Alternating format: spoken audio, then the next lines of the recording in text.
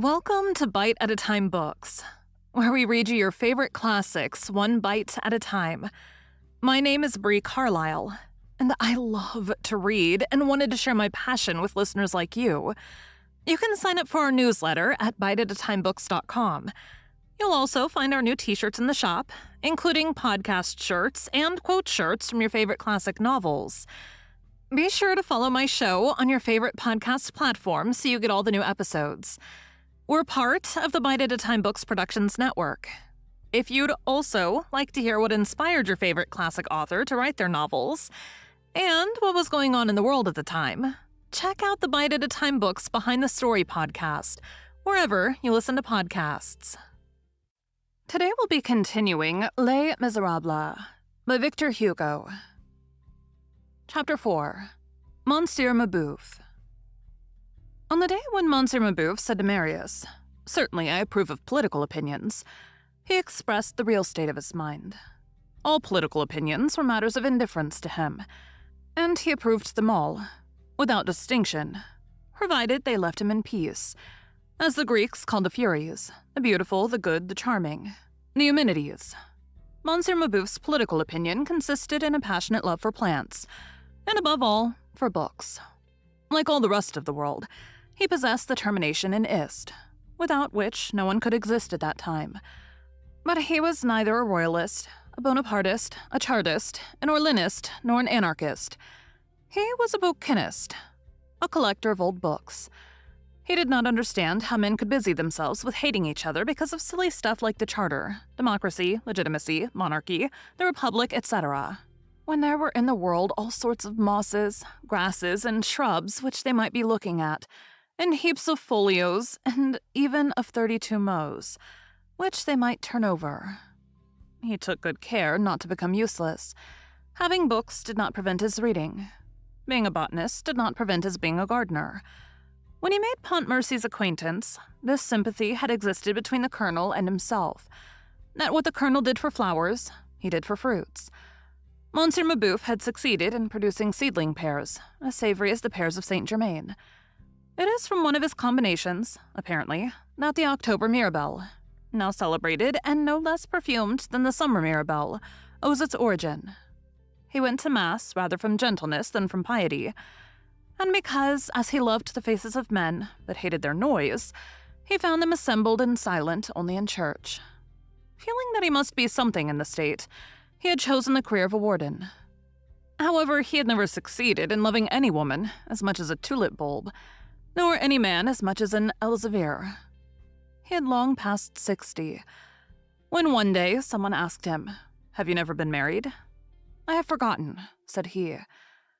When it sometimes happens to him, and to whom does it not happen, to say, "Oh, if I were only rich."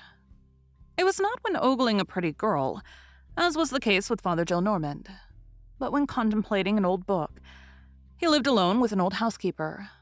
He was somewhat gouty, and when he was asleep, his aged fingers, stiffened with rheumatism, lay crooked up in the folds of his sheets. He had composed and published a Flora of the Environs of Cotterettes, with colored plates, a work which enjoyed a tolerable measure of esteem and which sold well.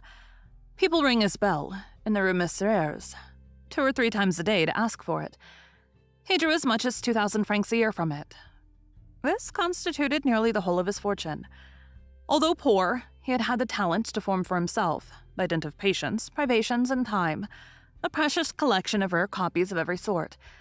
He never went out without a book under his arm, and he often returned with 2. The sole decoration of the 4 rooms on the ground floor, which composed his lodgings, consisted of framed herbariums and engravings of the old masters. The sight of a sword or a gun chilled his blood.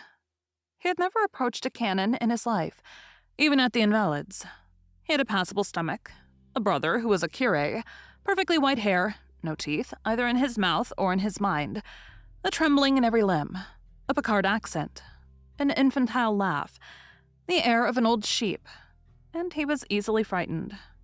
Add to this that he had no other friendship, no other acquaintance among the living, than an old bookseller of the Porte Saint-Jacques named Royal. His dream was to naturalize indigo in France. His servant was also a sort of innocent. The poor good old woman was a spinster. Sultan, her cat, which might have mewed Allegri's Miserere in the Sixtine Chapel, had filled her heart and sufficed for the quantity of passion which existed in her. None of her dreams had ever proceeded as far as man. She had never been able to get further than her cat. Like him, she had a mustache. Her glory consisted in her caps, which were always white. She passed her time on Sundays after Mass in counting over the linen in her chest, and in spreading out on her bed the dresses and the piece which she bought and never had made up. She knew how to read. Monsieur Mabeuf had nicknamed her Mother Plutarque. Monsieur Mabeuf had taken a fancy to Marius, because Marius, being young and gentle, warmed his age without startling his timidity. Youth, combined with gentleness, produces on old people the effect of the sun without wind. When Marius was saturated with military glory, with gunpowder, with marches and countermarches, and with all those prodigious battles in which his father had given and received such tremendous blows of the sword, he went to see Monsieur Mabeuf, and Monsieur Mabeuf talked to him of his hero from the point of view of flowers. His brother, the curé, died about 1830, and almost immediately, as when the night is drawing on, the whole horizon grew dark for Monsieur Mabeuf. A notary's failure deprived him of the sum of 10,000 francs, which was all that he possessed in his brother's right and his own. The Revolution of July brought a crisis to publishing. In a period of embarrassment, the first thing which does not sell is a flora. The flora of the environs of Cotterts stopped short. Weeks passed by without a single purchaser. Sometimes Monsieur Mabeuf started at the sound of the bell. "Monsieur," said Mother Plutarque sadly, "it is the water carrier."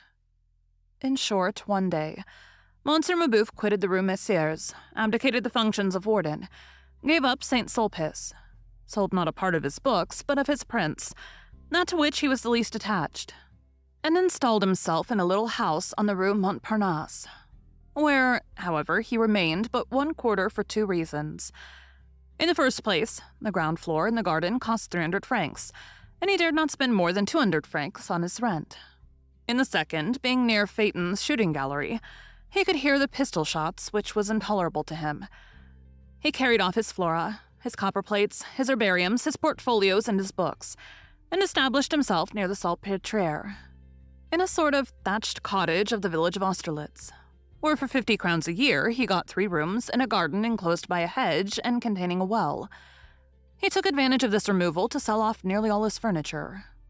On the day of his entrance into his new quarters, he was very gay and drove the nails on which his engravings and herbariums were to hang with his own hands, dug in his garden the rest of the day, and at night, perceiving that Mother Plutarque had a melancholy air and was very thoughtful, he tapped her on the shoulder and said to her with a smile, "We have the indigo."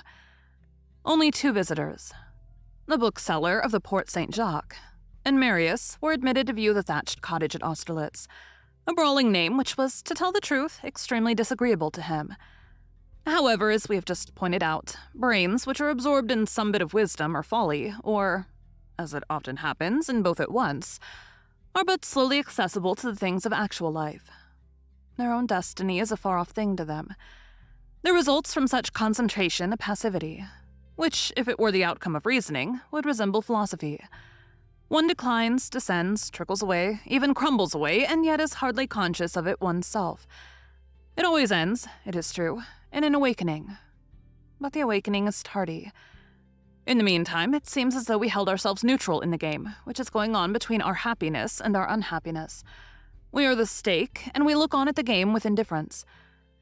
It is thus that athwart the cloud which formed about him, when all his hopes were extinguished, one after the other, Monsieur Mabeuf remained rather puerilely, but profoundly serene. His habits of mind had the regular swing of a pendulum. Once mounted on an illusion, he went for a very long time, even after the illusion had disappeared. A clock does not stop short at the precise moment when the key is lost. Monsieur Mabeuf had his innocent pleasures. These pleasures were inexpensive and unexpected. The merest chance furnished them. One day, Mother Plutarque was reading a romance in one corner of the room. She was reading aloud, finding that she understood better thus. To read aloud is to assure oneself of what one is reading. There are people who read very loud, and who have the appearance of giving themselves their word of honor as to what they are perusing. It was with this sort of energy that Mother Plutarque was reading the romance which she had in hand. Monsieur Mabeuf heard her without listening to her. In the course of her reading, Mother Plutarch came to this phrase. It was a question of an officer of dragoons and a beauty. The beauty pouted, and the dragoon... Here, she interrupted herself to wipe her glasses. Buddha and the dragon, struck in Monsieur Mabouf in a low voice.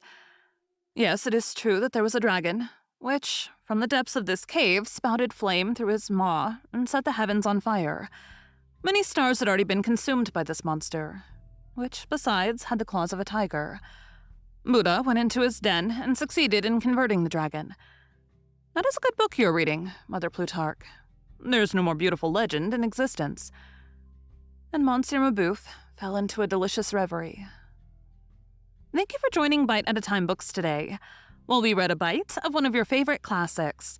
Again, my name is Bree Carlile, and I hope you come back tomorrow for the next bite of Les Miserables.